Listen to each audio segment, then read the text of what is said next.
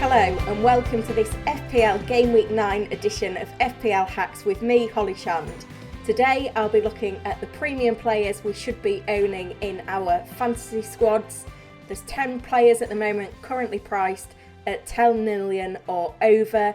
We need to be looking to those players for captaincy week in, week out, potentially having 3 to 4 of them in our squads, and we can include Liverpool's Trent Alexander-Arnold in there as well, even though he's a defender. So which ones should we be picking? Let's get into it. Starting at Liverpool then, we've got 3 players to consider: Mo Salah, Sadio Mane and Trent Alexander-Arnold.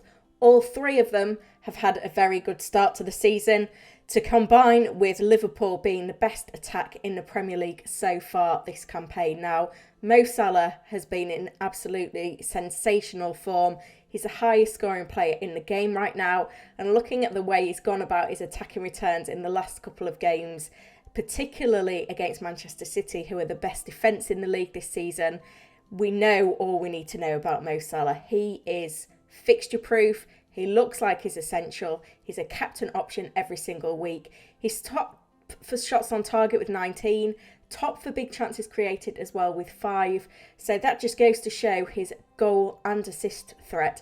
And he's on penalties as well. Now, Sadio Mane himself is putting up some decent numbers as well. He's 3rd for shots on target with 12. Big chances created though, only 1. So he's got the goal threat similar to Salah. Maybe not quite in the same league, but still very, very good. But he hasn't got the assist threat and he hasn't got penalties as well. And given how close these two are in price, and given that you're likely to captain Salah over Mane regularly because Salah is just got that X factor, that slightly better pick, it makes it hard to justify going with Sadio Mane in our squads. Now, obviously we've got the X factor as well at Liverpool, that we've got Trent Alexander-Arnold to consider as well. 7.5 million he started the season at. He is the most expensive defender in the game, but justifiably so, because not only is he in a defence that's keeping clean sheets regularly, his ability to accumulate attacking returns is far greater than any other defender. He's registered 3rd for key passes this season with 22. He's 2nd for big chances created with 4. And given that he's a defender competing against midfielders and forwards in the same category, that just goes to show his ability to get those attacking returns for us. So another very good premium option to consider for our squad. Moving on to Manchester City then, the 2 midfielders in their squad priced over 10 million are Kevin De Bruyne, currently priced at 11.9 million, and Raheem Sterling, currently priced at 10.7 million. Now, unfortunately for us right now, Raheem Sterling simply isn't an option because he's only started 3 of 8 games under Pep Guardiola this season. We know Pep roulette is a massive thing in fantasy, and given that we haven't got those security of starts and therefore we can't consider him as a captaincy option, just the 1 goal this season, Sterling right now, I'm afraid to say, is off the table. But Kevin De Bruyne could be a good option. He's returning to full fitness now. He's got 2 goals in 3 games. It's starting to click. He's starting to register those shots on target. We've seen 7 shots on target in his last 3 games. We know his assist threat as well, and he's on penalties. So Kevin De Bruyne could be a very good option right now. Now, I know there are players in that Manchester City midfield that are better value, but if you're wanting to back a player that's going to start for Manchester City week in, week out, Kevin De Bruyne is that player.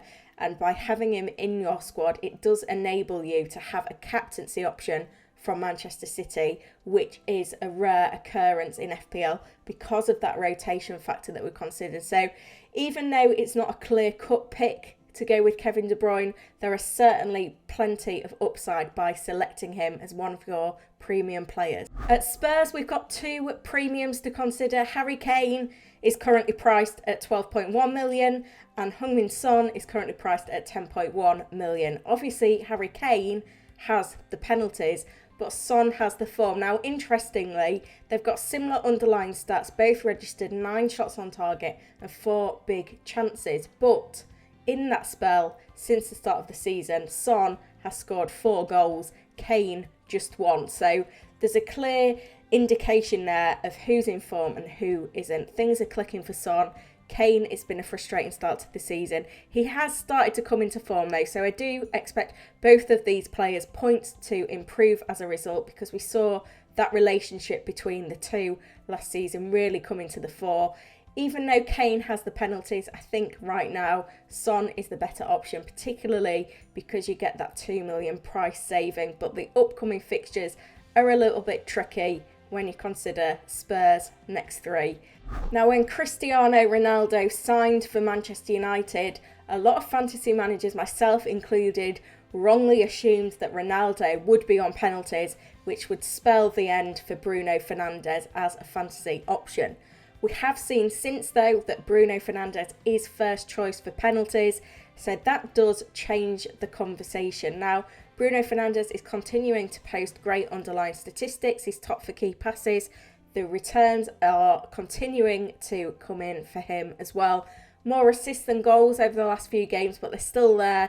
And with penalties in his locker as well, it makes him a very attractive option. Cristiano Ronaldo, though, however, have seen a dip in form. Obviously, he exploded with that brace against Newcastle United, but in his last 4 games, he's had 6 shots on target, 3 big chances, but just 1 goal. So he is underperforming his underlying stats. That could change, but right now, Bruno Fernandes looks to be the better option. He's going to get you more points for goals because he's a midfielder, and he's cheaper as well, 11.8 million compared to Ronaldo's 12.5. So if you were choosing between a Manchester United player, for me, Bruno Fernandes would be the one to go for. Again, though, Manchester United have not got the easiest run of fixtures, including Liverpool up next and then Spurs. Finally then, we've got 2 other big premium forwards to consider from last season's top 6. We've got Romelu Lukaku at Chelsea, priced at 11.7 million, and Jamie Vardy at Leicester, priced at 10.7 million. Now, Lukaku stole a lot of headlines when he signed in the summer.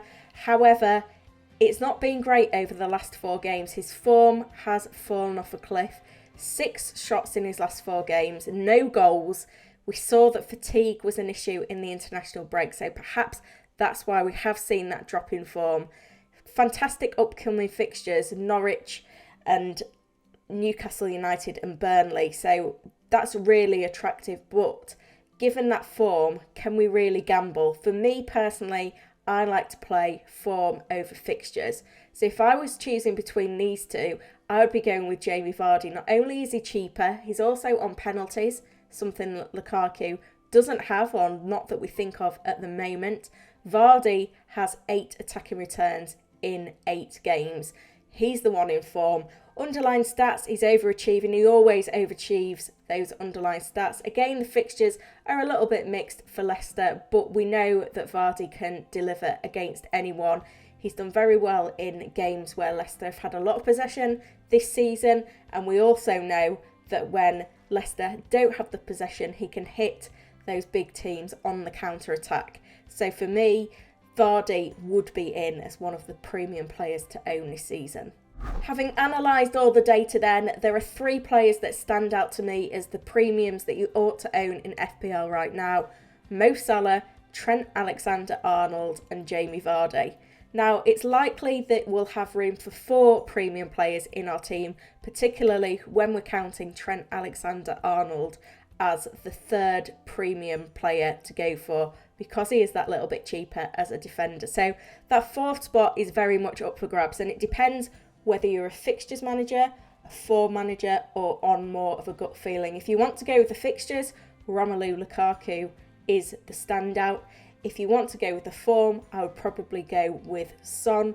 But if you're looking at the balance between the two, Kevin De Bruyne could be the big differential right now who's being overlooked.